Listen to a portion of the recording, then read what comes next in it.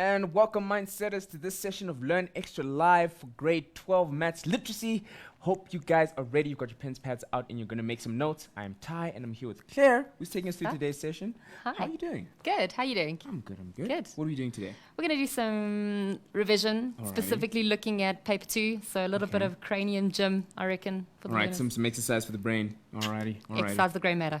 Yes, exercise the grey matter. I'm going to actually use that and a lot more. I'm going to post that. But anyway, while you make your way across the Cool, board, I'm going to thanks. tell the Mindsetters. Mindsetters, you know the drill. You get on the page, you know the link, www.facebook.com/learn extra. Talk to me. Let me know what you guys are thinking. If you're lost, if you need help, post on the page because I can't read your mind through the camera. You know what I mean? See where I'm going with this? I can't figure out what's wrong if you don't post it on the page. So I can get those questions to Claire who will help you guys out. But for now, this is where I now keep quiet and hand it over. Claire, take it away. Cool. Thanks. Okay. Right. So as I said, we're going to do a lot of revision questions today. I know some of you are probably a little bit tired. You've been writing your prelims or whatever, but there's nothing wrong with just seeing a few more questions and keeping yourself familiar with these questions as the weeks go on. Because remember, we're leading up to that big exam at the end of the year. It's all about that big exam. So the more kind of work we do now, the easier it's going to be at the end of the year. All right, so we're going to start off with a typical paper 2 question. This comes out of the November 2009 paper, okay, so a little while back for some of you. So let's jump straight in. Cool. All right, so question 1. Okay, I love the way this question starts because it talks about load shedding. So you'll remember in 2009 we had a little bit of a spat when it came to load shedding, and people were making provisions for it. Okay, so that's kind of where this question comes into the whole scenario. So it says, as a result of load shedding, Wayne, a chicken farmer, goes back to using a generator to provide dependable power for his chicken sheds and his farmhouse. He buys a second-hand diesel tank with a radius of 1 meter and a length of 2 meters to store fuel for the generator. Okay, and then what's provided is a really awesome picture, a diagram for you that obviously makes it a little bit easier to understand what the question's talking about. So there it is. There's your radius. There's your length of the length of the cylinder that we're working with. Okay. All right. Question number 1 says he decides to paint, okay, both the outside surface area of the tank and the stand. Okay, so you can see clearly that the stand that we're working on here, all right, so it's the tank as well as the stand working on the surface area of both of those. All right, tells us that the area of the stand has already been calculated for us. That's 1 square meter, and it takes 1 liter to paint, okay, 1 liter of paint to paint 3 square meters of surface area. Right, so a heck of a lot of information given in that first paragraph. Take your time, read the question again, and then let's have a look at what information we're going to need. So question number 1.1.1 says calculate the surface area, or the SA, of the tank in square meters. All right, and they're very awesome in terms of they give us a formula that we're going to work with, and they tell us that formula is surface area equals 2 pi r squared plus 2 pi r h.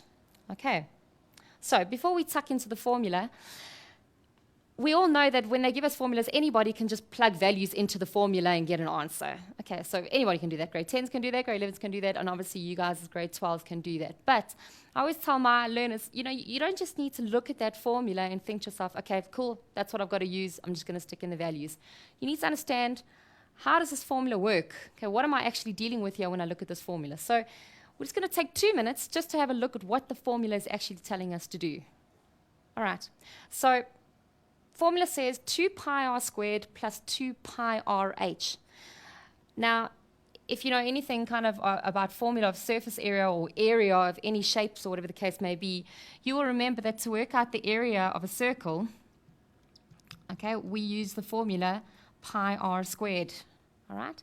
So when you look at this first formula, or the formula that's been given, the first part of that formula is talking about 2 circles, okay, 2 pi r squareds. Right? So what does that actually mean? Well, if you think about a cylinder, okay, so if you can think about a cylinder, the most common cylinder that you've maybe thinking of is maybe a Coke can. You've got a circle at the top, and you've got a circle at the bottom, and then you've got the tube. Okay, that's the total surface area of the actual cylinder. All right? So that first part of that formula is talking about the top and the bottom. All right. Now, the reason why I'm telling you this is because, yes, you get given a formula, but do you know how to manipulate that formula in order to make it fit different contexts? Okay? Because you're not necessarily going to get this exact question in your matric final. Okay? You might get something slightly different, but do you know how to work with this formula in order to adapt it to a different context? Okay, so understand that this part of the formula comes from the two power squares being the top circle and the bottom circle, and then obviously this part would then refer to the tube. Okay? All right, so that part there refers to the tube of this cylinder that we're working with. All right, so having said all that, okay, I'm sure some of you are saying, can't we just stick the values into the formula and get the answer? Okay, we're going to do that, right? We're going to take the values that they give us, and we're going to put them in the correct place, and we're going to calculate the surface area of the tank. So let's do that. All right, so going back to the question again, it told us that this thing has got a radius of, what did they tell us at the beginning? Okay, so our radius is 1 meter, and our length is 2 meters, or our height. Okay, length and height, same thing, just means one's lying down and one's standing up. So if we write down our formula, always write down your formula. Okay, it just makes life a little bit easier because then you don't have to worry about, well, what am I plugging in where? Okay, so surface area equals 2 pi r squared, okay, circle at the top and the bottom, plus 2 pi RH, which obviously then refers to the tube. Okay, now, I know in the previous session with the grade 11s, Haley spoke specifically about you need to watch out because every now and then they tell you that they want you to use pi as being a specific value, okay? And that specific value that they're talking about is pi as being 3,14. Now, quite a lot of you will use your button on your calculator when you're using pi, and that's fine. You can do that. But remember, you must always try and follow your instructions, okay? Because the marker wants you to use pi as being 3,14. So if they tell you that, then use it, okay? So pi is 3,14. So plugging in our values, 2 times pi, substituting 3,14. Our radius, they told us, was 1, okay? So times by 1 squared, plus 2 times by 3,14 times by 1, and having a quick look again, okay, our height or our length is 2 meters. Okay, so grab your calculators. Okay. Come on, calculator, right. Okay, so plugging your values into the calculator. Okay, I'm just going to move it a little bit so you can see. All right, so on your calculators, 2 times 3.14 times by 1 squared, plus, be very careful that you don't accidentally substitute the times sign in there. Okay, it's the 2 pi r squared plus the tube, not the 2 pi r squared times by the tube. That doesn't make sense. Circle at the top, circle at the bottom, plus the tube, right? So the cylinder part, the tube, 2 times 3.14 times by your radius, and times by the height or the length. Okay. And if you have a look at that answer, it means our total surface area for this thing is 18.84. Right, let's write that down.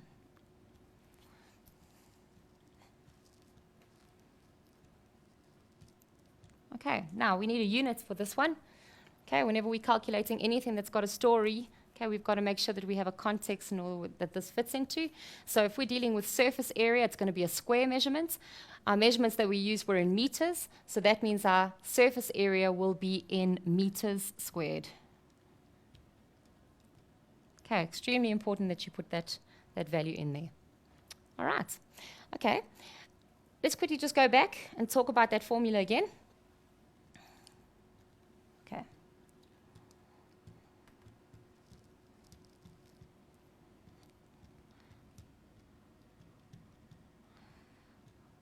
All right. Let's say, for example, they change the question slightly. So instead of working with the tank that we were given, okay, where we have to calculate the surface area of the 2 circles and the cylinder, what if they change the question slightly? So what if they said, okay, we're going to save a little bit of paint. We're not going to paint the 2 circles on either end. Okay, so if you look at the formula, we've now broken this down into the 2 parts, the 2 circles and the tube. So if we don't need to paint the 2 circles at the top and the bottom, well then we won't include that part. Okay? We're not interested in that part of the formula. All right? Alternatively, they could say to you, I don't know, maybe they're going to put something over the tube part and we're just going to paint the two ends, in which case we would ignore that part of the formula and only deal with the 2 pi r squareds. All right? And then the third kind of question that you could get is they could say something like, I don't know, let's say we've got a Pringles can, for example. So if you think what a Pringles can looks like, we obviously put the label around, okay, around the tube part, so that would be the surface area. Maybe we wanted to paint the bottom just because we could, but we don't want to paint the top. We don't want to paint the lid, okay, or we don't want to have a lid at all. Let's say that was the question. So in that situation, then you need to think to yourself, okay, so I need the tube part, so I'm going to keep that part of my formula, all right? But instead of having 2 pi r squareds, in other words, a circle at the top and a circle at the bottom, I only need 1 pi r squared. Okay, so as I said, I know you're saying to me, yeah, but we always get the formula. Yes, you always get the formula, but can you manipulate the formula to change the context of the question? Okay, and that's a typical paper 2 question because it's asking you to think beyond just plugging the values into the formula and getting your answer. Okay, so just something to think about. All right, so make sure you make a note of that answer because we're going to need that a little bit later. So the surface area of the tank that we're going to use, the tank that's going to hold the fuel for the generator, the surface area is 18.84 meters squared. Okay, let's have a look at the next question. All right, I'm just going to write that number down so that we've got it somewhere. Right, next question. Question 1.1.2 says, calculate the quantity of paint in liters needed to paint both the outside of the tank and the stand. Round off your answer to the nearest liter. Okay, also very important, you don't want to lose a careless mark just because you accidentally rounded off to the wrong number. All right, now if we go back to the question, we know that the surface area of our tank is going to be 18.84 meters squared, and they've quite nicely told you that the area of the stand is going to be 1 square meter. So in total, we need to know how much surface area we're going to need to paint with our paint. So nice and straightforward question, okay? 18.84 plus the 1 square meter for our tank, for our stand, which means our total surface area is going to be 19.84 square meters. Okay, so that's the total surface area that we're going to need to paint. All right. Now, in order to calculate the quantity of paint that we're going to need, obviously we're looking at liters. They give you very important information in that first paragraph. All right. They've told us that 1 liter of paint paints 3 square meters of area. In other words, if you think about what a liter of paint is, that 1 liter of paint will be able to paint an area that is 3 square meters. So what does that visually look like? So think to yourself, all right, that's, let's say, 3 meters in length and 1 meter in width. That would be an area of 3 square meters. All right. You could say an area of 2 meters by 1.5. That would also give you an answer, 3 square meters. All right. So visually, what does 3 square meters look like? You need to have that picture in your mind. A tin of 1 liter paint, that's what's going to be able to cover it. So if we're looking at 19 square meters, okay, that's quite considerably more than 3 square meters. I need to know how many liters of paint am I going to need. Okay, so let's start off by writing down what they told us. So they told us that 1 liter of paint covers 3 square meters. I want to know how many liters of paint I'm going to need for 19.84 square meters, right? So that's our question. Okay. Now, if I'm asking the question, I'm going to tell you how to do it, but I want you to think about what would you be saying to yourself right now if you're sitting in an exam. You're saying, okay, how am I going to calculate the amount of paint I need?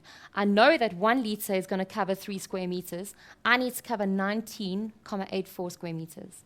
So in your head, you need to be saying to yourself, how many 3 meters squared are there in 19.84?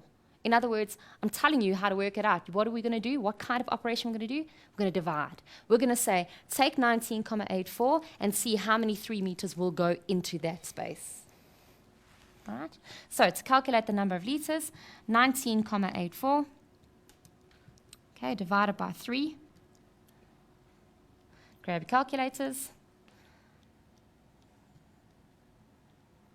All right? And that tells us that we need 6,61 liters of paint. Okay, so 6,613.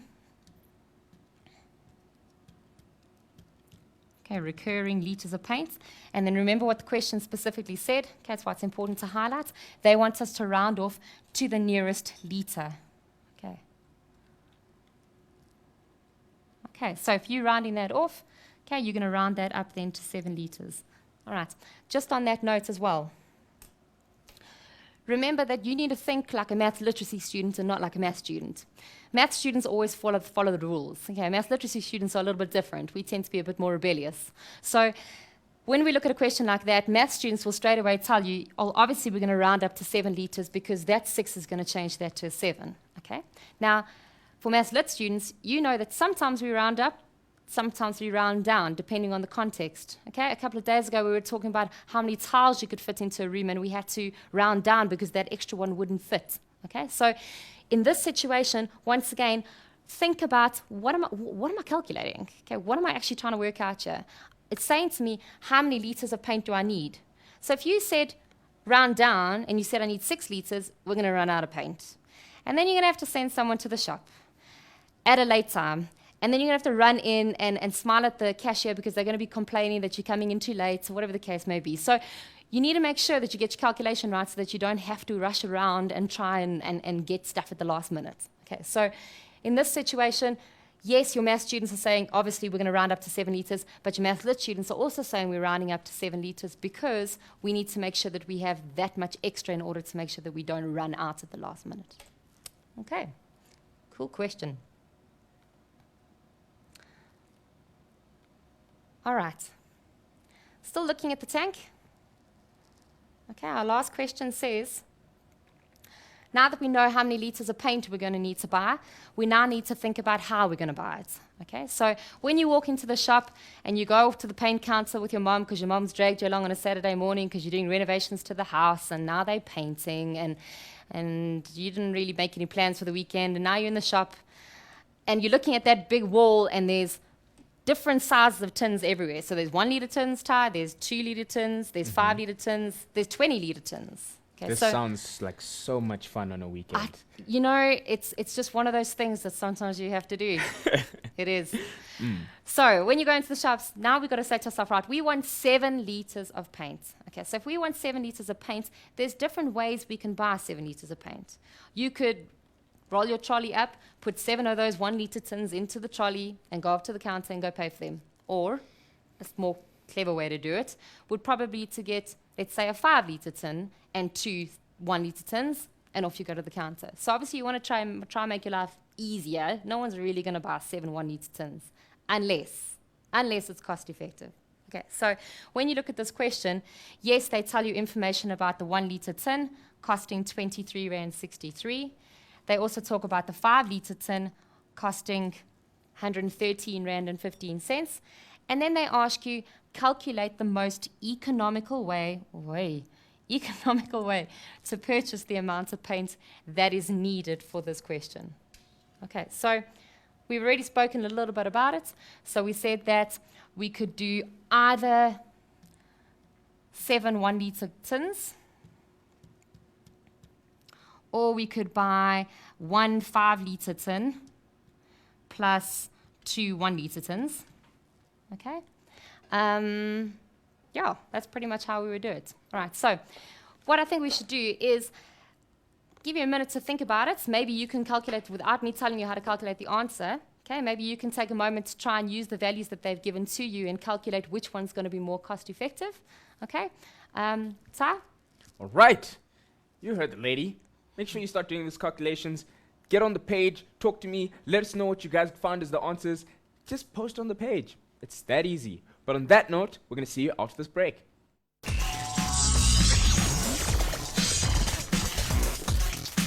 And welcome, Mindsetters. Hope you're nice, you're back, you're ready, you did whatever you had to do. Now you're focused, you're in front of the TV, you've got your pen and pads, and you're making notes. This actually shows you how time has moved. Like, if ever I was studying in front of the TV, my parents would be like, what the hell are you doing? But anyway, moving right along, I'm going to hand over the show. Claire, take it away. Cool, thanks, Ty.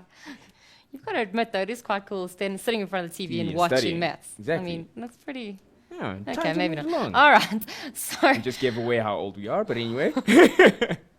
times have changed.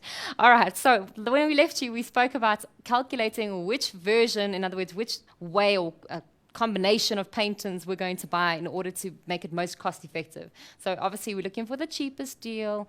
Okay, that's what we're obviously looking for. So, while we're away, I'm hoping that you kind of calculated it already, but if not, let's quickly have a look at it. So the first way we can do it is, as I said, to buy 7 1-litre tins. How much will that cost us? Well, 1 litre of tin is costing us 23.63 Rand. So that means that 7 litres of tins, or 7 litres in 1 litre tins, would cost us, all right, 7 times by 23.63 Rand on your calculators, 7 times by 23.63 Rand. Right, and that gives us an answer of 165 Rand and 41 cents. So 165 Rand and 41 cents. Okay, right, the other option. Okay, so instead of putting 7 of those 1 litre tins into your trolley, putting it 1 5 litre and two 1 litres, that'll give us 7 litres in total. Right, so in that situation, if we look at our cost, okay, the cost of a 5 litre tin is 113 Rand and 15 cents. All right. So we've got 2 1 litres. Okay, remember that they cost us 23.63 Rand each. Okay. And 1 5 litre, which cost us 113 Rand and 15 cents. All right. Grabbing your calculators. Okay. Let's first work out what the 2 1 litres are going to cost. So 2 times by 23.63 Rand. Okay, that'll give us an answer of 47.26 Rand. Brain dead. 47.26 Rand. And 1 times by 113.15 Rand. I don't need to put that on the calculator. That's going to give us 113 Rand and 15 cents. So in total, okay, 47.26 Rand plus 113.15 Rand. So our answer's already there, plus 113 Rand and 15 cents. I think that was what it said. Yep. Okay. So in total, that's going to cost us 160 Rand and 41 cents.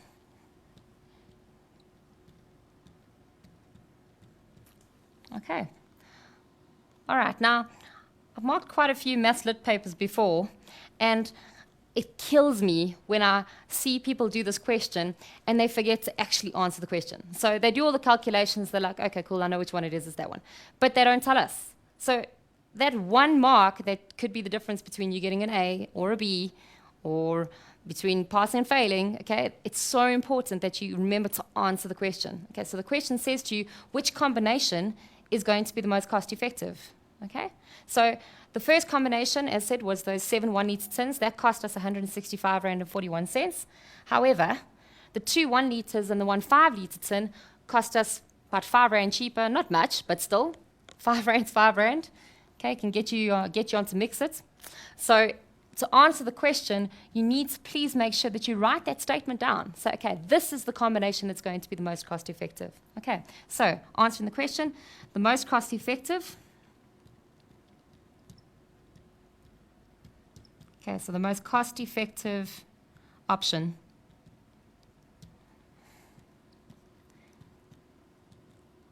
all right, is to buy what? 2 1 litres,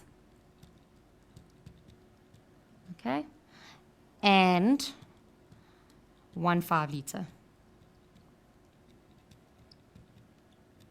Okay, and which obviously will then give us our 7 litres that we said we wanted. All right. Mark for Mahala, if you ask me. Okay, so make sure that you put that one in. Okay. All right then. Stepping away from the surface area question, we're now jumping into some volume questions. Okay, so once again, Yes, you get given the formula, okay, but you must remember that this is a specific formula for a specific shape. All right, but when we're calculating volume, you need to be able to recognize different formulas because you never know. Maybe they decide one day that they're not going to give you the formula within the question and they're going to put it on a separate page and you've got to figure out which one's which. Okay, so get yourself familiar with which formulas go with which questions. All right, so question 1.2.1, still working with the same generator, with the same tank, okay, that's going to give us the fuel for the generator. They ask us to calculate, okay, in this case, they're asking us to calculate the capacity, and then they put in brackets volume of the diesel tank in liters, where 1 cubic meter is 1,000 liters. Okay, now, take a moment just to understand that there is a difference between capacity and volume, okay? With volume, there we're talking about how much space does this thing occupy. Okay, so we generally work in a cubic measurement because it's a 3-dimensional shape. However, when you look at capacity, capacity is basically saying how much liquid can I put inside this thing.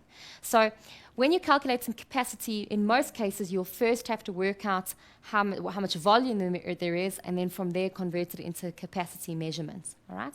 So step number 1, that's obviously why they're hinting, okay? So they're being nice to you, okay? And they're saying, all right, first work out the volume, all right? And once you've got the volume, then you can work out the capacity of this tank. Okay, so let's get stuck into our formula. All right, so use the formula V equals pi r squared times height, where r is the radius, h is the height, and once again, use pi as being 3,14, okay? So, 4 marks. Step number 1, write that formula down. So, volume equals, nice. Tell you, technology is a special thing. Very special. Temperamental, but special nonetheless.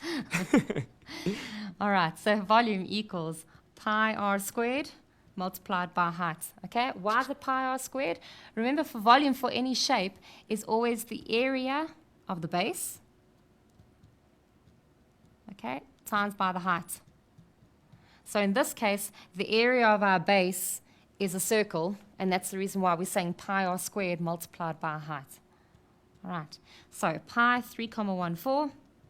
Our radius, if you go back and have a look at the question, okay, our radius was, there's our radius, okay, 1 meter, and our height or our length, depending on whether it's lying down or standing up, okay, that will be our height, which is 2 meters. So 3,14 multiplied by 1 squared multiplied by 2. Okay, grabbing your calculators. Right.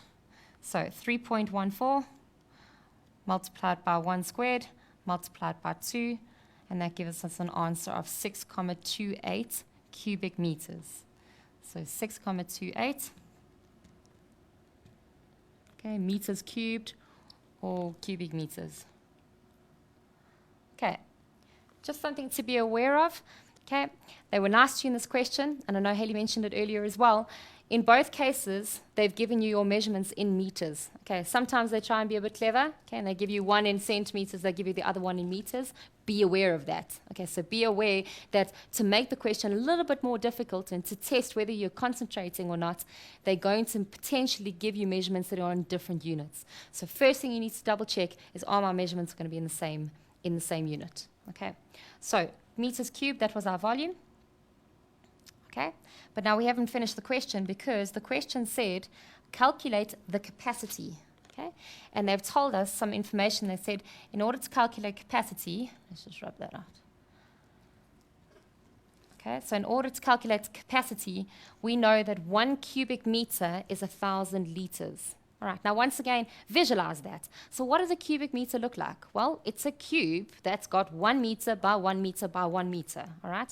So that amount of volume can hold 1,000 liters of liquid, right?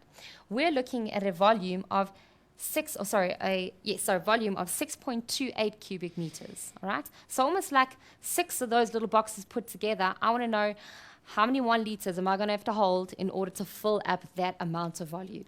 Okay, so writing the question down. So 1 cubic meter,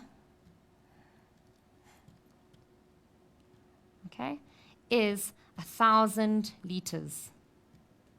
We want to know how many liters are there in 6,28 cubic meters.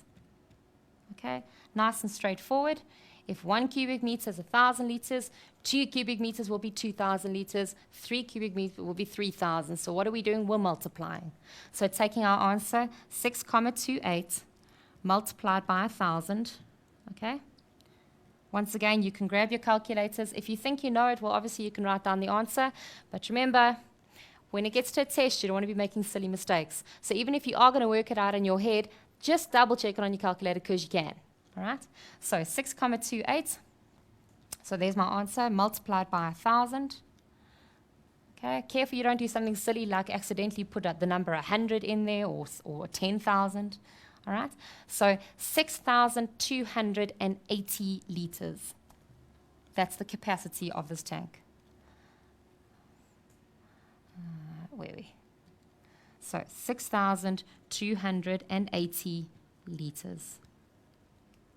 All right. So kind of like saying, give each of your friends a 1 liter bottle, all 6,280 of them, and all get ready to open the caps and start pouring into the tank. Okay, because that's how long it's going to take us. All right. Coming to kind of the last few questions relating to this picture. Okay, this is a kind of your little extension question. So all the other ones are pretty straightforward, all right? Calculating the surface area, they gave you the formula. Calculating the volume, they gave you the formula, all right? So now they're kind of testing your knowledge just a little bit more by asking you something a little bit more challenging. Question 1.2.1. Farmer Wayne fills the diesel tank to 80% of its capacity. The generator used 72 liters of diesel in 36 hours. Calculate the amount of diesel in liters remaining. Okay, so we're looking for the amount of diesel remaining. Okay, in the tank after 7 days of the generator running continuously. Okay, so we've got 80%, we've got that it used 72 liters in 56 hours, and they want us to work out how much diesel is left in the tank after 7 days of the generator running. So that's basically saying that we've had load shedding for 7 days. Okay, and I'm sure by that stage, that might push a few people over the edge. All right, so if that's the case, let's start off with just working out, okay, we know what the capacity is. Let's start by working out, well, how much diesel was in this tank in the first place. So it tells us that Farmer Wayne fills the tank to 80% of its capacity. So let's quickly just remind ourselves of the total capacity. All right, 6,280 liters. Okay, so I'm just going to write that down again. Okay, so the total amount of liquid that this thing can hold is 6,280 liters. Okay, so that's the total capacity. That's if it's full. In other words, to the brink. In other words, we can't fit any more in it. That is what it can hold. Farmer Wayne, however, is only going to fill it to 80% of its capacity. Okay, so let's find out, before we started running this thing, there was 80% of 6,280 liters in it. Okay, so 80%, reminder, 80% means 80 divided by 100, percent per 100, okay, times by 6,280, all right, grabbing your calculators. So you can use your fraction button if you want to, or you can use your divide, your division sign. So 80%, all right, of 6,280 gives us 5,024 liters. So that's how much was in the tank before we started running it. So how did you get that? What was that answer? 5,024. Nice. So 5,024. So 5,024 liters. Okay, so that's before we started. Okay, now we've got to get stuck into the cool part of the question. Okay, the generator used 72 liters of diesel in 36 hours. Okay, so a day and a bit, okay, or a day and a half. Okay, this thing used 72 liters of diesel. All right. So the question says, we left this thing running for 7 days in total, and we want to know how much fuel is left. So we're working with days and we're working with hours. So we need to obviously convert them so that we're working in the same unit. All right. So the first thing I would do is say, all right, how many hours are there in 7 days? Okay, so in 7 days, in 1 day there are how many hours? 24. Good. I'm glad you answered that. So 7 times by 24. All right, 7 times by 24 tells us how many hours this thing has been running for. So it's been running for 168 hours. Okay? So if it used 72 liters in 36 hours, I need to know how many liters are going to use in 168 hours. So as a kind of rule of thumb, I always write down the ratio and the information that's given to me, because then I can work from there. So they said to us that it was 72 liters in 36 hours. So 72 liters in 36 hours. All right. We want to know how many liters in 168 hours. So if I put my 168 at the bottom. Okay. Right. Little trick. Simply to say, all right, I need to know how many 36s there are in 168. And once I've got that answer, I then need to multiply by 72. Okay. So your little calculation, I tell my kids that it's kind of like a table method. Okay, so I'm going to divide, and then I'm going to times, and then I'm going to get my answer. All right. So let's squeeze this in quickly. So 168 divided by 36. That'll tell me how many 36s there are in 168 hours. And we're then going to multiply by 72, which will then give us our answer. So 168 divided by 36. And multiplying that number by 72 tells us that this thing has consumed 356 liters. Okay, so for 7 days, this thing has been running and has consumed 336 liters. Okay, so there's still one little part of this question that we need to do, but I think we just need to let that sink in for a second. In all those liters. In all those liters. Yes. Mindset is, I just want to say thank you for guys. You keep on posting, keep posting, keep posting. So I want to say thank you to Sweetness. I saw you post there. And just guys, I can't stress enough. Keep on posting, talk to us. And if you see a mindset in trouble, always share information. But for now, we're going to see you after this break.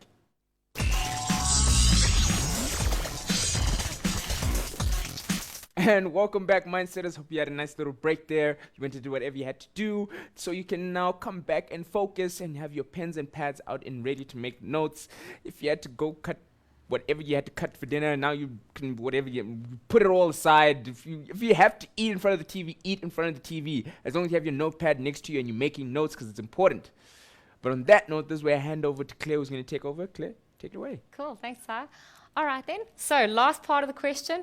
Okay, I felt that last question kind of really gets our brains, but remember, this is paper 2. Okay, so we've got to keep working, keep exercising our grey matter to make sure that we get those marks, because they're awesome if we get it right. So the last part of the question, we calculated how many liters there were in the tank before we started, and that was 5,024 liters.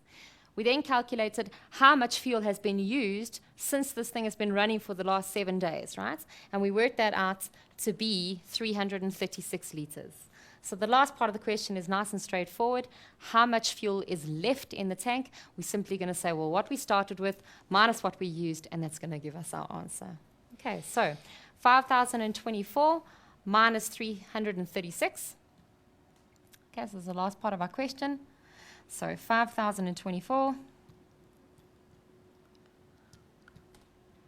minus 336.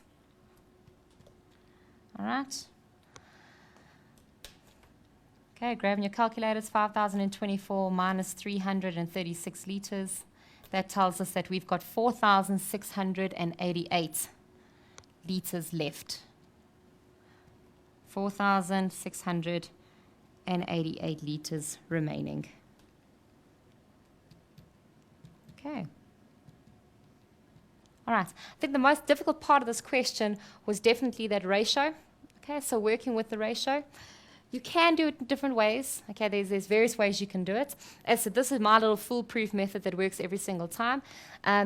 What you could have done if you really wanted to was first work out how many liters it consumed in 1 hour. Okay, that would have been another option. So in other words, if it consumes 72 liters in 36 hours, then to work out 1 hour, we'll say, all right, take 72 and divide by 36, and that'll tell us how many liters it's consuming in 1 hour. And once we've got that, we can then simply multiply by 168 and get our answer. So you can do it that way, provided that you get the same answer, and you should. Okay, you still should get the same answer, which is 336 liters. Okay, cool. All right, then we're going to jump to something a little bit different. Okay. This next question comes from also the November paper 2, okay, from 2009. It's going to take a couple minutes just to have a look at the question, what it's about, and then we're going to jump to a graph that they give us, which is quite cool. So this question talks about the survey that was done in 2007, okay? And there's a specific company that is responsible for doing all our statistics, okay, and keeping record of all our information in our country, and they're known as Statistics South Africa. A really awesome website that you can go onto, and you can basically get any information that you're looking for in terms of people in South Africa, the country as a whole. Okay, there's a lot of really good information that they collect. Okay, these are the guys that are normally responsible for doing the census. Okay, so they collect the information, sort the information, and then present it on their website in a pretty good user-friendly way.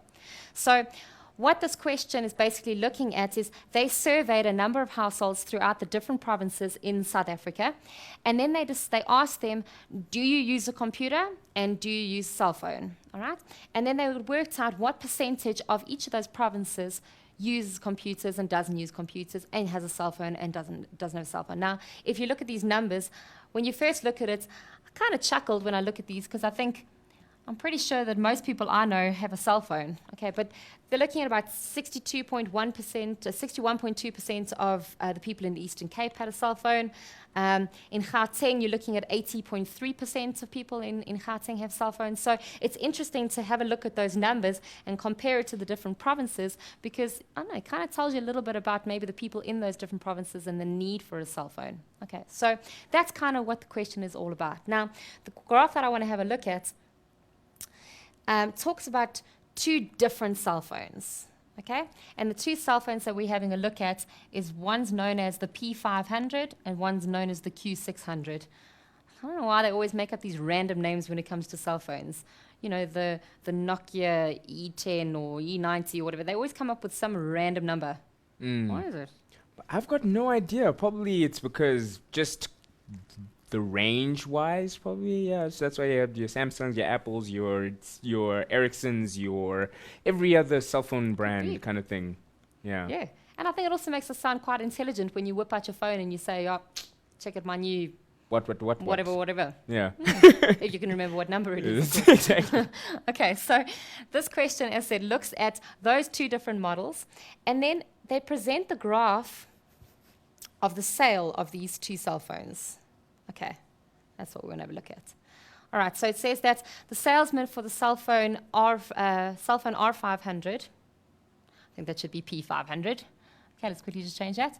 So this is the P500 and the Q600. There it is there, P500. They claim that the monthly sales for the Q600 were decreasing, while the sales for the cell phone P500 were increasing. Okay? And so to support this claim, he used the two graphs below. All right. If we have a look at those two graphs, without looking at the information in depth, if you just glance at the graph, okay, the first impression that I get is if I look at this one, it's increasing. If I look at this one, it's decreasing. Okay, so that's the first impression that you get. So that's what the person who drew this graph was intending. Okay, so that's the image that they want to give to you, because most people, when they look at a graph, they're not going to take more than, let's say, 10 seconds to look at it and make a conclusion about what they're looking at. Okay, so that's the point of graphs. However, when we look at the question, it says that the manager of the cell phone shop noted that one of the graphs was misleading. Okay, so in other words, one of the graphs was telling us a different story, and then it says identify the misleading graph and explain why it is misleading. Okay, so we've got graph A and we've got graph B. Monthly sales for the cell phone P500. Okay, this one is for the Q600. All right. And if we just have a look at it, the impression is that the sales for the P500 are on the increase and that the sales for this Q600 are on the decrease. Okay. Two things we need to look at. We need to look at the scale on the graph. Okay, so we need to look at our vertical axis and we need to look at our horizontal axis. So first start with the vertical axis and just make sure that both graphs have the same information and are being portrayed the same way. So if we have a look at our scale, both of them are starting at 500, okay, number of cell phones sold, and ending at 1,600. And each of the jumps, okay, is going up in hundreds, okay, for both graphs. Okay, so there's nothing misleading about that. They're both representing the same information. Okay, but now you're probably shouting at the TV and saying, yes, but look at the other axis, right? And you're quite correct. Okay, so if we have a look at the other axes, this one over here, which is for the P500, it says April, May, June, July, August. Okay, so that's going in chronological order. It's going in the order that we count our months, all right? But when we look at the other graph goes August, July, June, May, April. It's counting down. So if you think about it, you think to yourself, all right, hang on a second. If I reverse that, in other words, if I put it in the same order as what's going on in my first graph, well, then obviously the picture's not going to look like it's decreasing. It's going to do that. Okay? And it's going to increase. All right, so the technique that is used in order to misrepresent that information is known as reversing the axes. In other words, changing the order around so that instead of it looking like an increase, it looks like a decrease.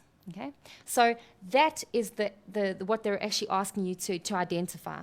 All right, so to answer the question, it says identify the misleading graph. Well, the misleading graph in this case would be graph B. All right. And the reason, in other words, explain why it's misleading, is you can simply say that the info on the horizontal axis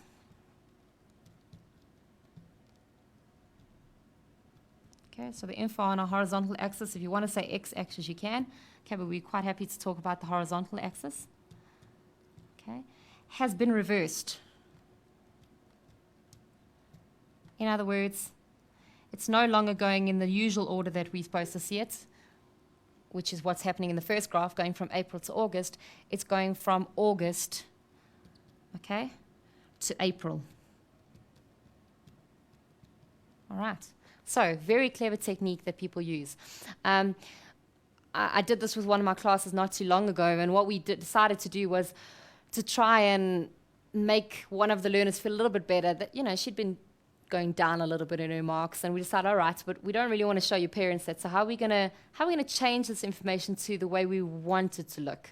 So what we did was, instead of going from term 1 to term 2 to 3 and 4, we decided to go from 4 to 3 to 2 to 1. All right, and it's a tiny technique, but if somebody's not concentrating or they're not looking very closely at the information that's given to you, it can create a different impression, which is obviously what we were looking to do. Okay, so if you know the tricks of the trade, it means that you're not going to fall into the trap of reading a graph and being misled by the graph, because you'll be able to pick up on these kind of things that they often do. Okay, so it's a very clever technique. Just some of the other techniques that could be used. Sometimes they change the scale on the vertical axis. So we said already this wasn't a problem. Both of them started at 500 and did intervals of 100. You could have, if you wanted to, started at 0 and maybe change the intervals to 1,000 if you wanted to. Okay, that also creates a different impression when you do it. Okay, so that's another technique that you can use. They could leave out information. Okay, so sometimes what they do is they don't even give you the information about numbers. They just leave that off completely and they just give you the picture. So you've got to then guess or kind of come up with your own idea as to, well, what values are they actually talking about? So that's another technique that they could use. And then the last technique that they use, and this is particularly when you're trying to make something look bigger than something else, is when they give you a pie chart, they often will give you it in a 3-dimensional format and in a 2-dimensional format. And that also can be quite misleading. So just be aware that if they give you 3-dimensional pictures as opposed to 2-dimensional, and what I mean by 2-dimensional as in like it's flat on the diagram, whereas 3-dimensional, like the picture that we had in the previous question about the tank, that's a typical 3-dimensional picture. Okay, so just be aware of that. That could be another technique that they use. Alrighty. Okay, so cool question. Nice to know you're not going to be taken for a ride if you know the technique. Okay. Last question that we're going to deal with today is just a quick question on probability. And I know when I say the word probability, everyone's like, I don't know what that means, but it's not that bad. Okay, so we're just going to do one question on probability. This is a kind of probability question that is often asked. Okay. So they give you some information. This has got to do with a debating club with grade 10s, 11s, and 12s. And they tell us how many boys and how many girls there are in the debating club per grade, and then they give us the total. Okay, so we're just going to do the first question. It simply says, determine the probability. Okay, so looking at that information, all right, that you will choose someone out of this total group of people. What's the chances that if you bump into one of them in the shop, what are the chances that that person will be a boy in grade 12? Okay, so whenever we work with probability, okay, we always have to have a total, and then we're looking for a specific thing out of a total. So in this case, the question says that we're looking for a boy in grade 12. So if you look at the information, there's our information about our grade 12s. There's no girls, but there's 60 boys, right? So the probability of a boy, okay, in grade 12, there are 60 of them, all right? And out of the total, which they tell us is 302 people in this debating club. Okay, so that's it. That's pretty much all we're looking for. 60 people, so if there were 302 people in the room and you had to go up to one of them and say, hey, how's it going? And find out what grade they are in, chances of that person being in grade 12 and being a boy, there would be 60 of them in the room, so your chances would be 60 out of 302. And if we just simplify that on your calculator, 60 out of 302, okay, that's the same as 30 out of 151, and you can obviously change that into a percentage or in words or whatever the case may be. Okay. Okay, so 30 out of 151. Easy question, easy 2 marks, okay, for a question like that. So I hope that what we've spoken about today, all the different types of questions, even if you just take 1 or 2 tips from it and take that into your final exam, I think it'll stand you in good stead. Ta. All right.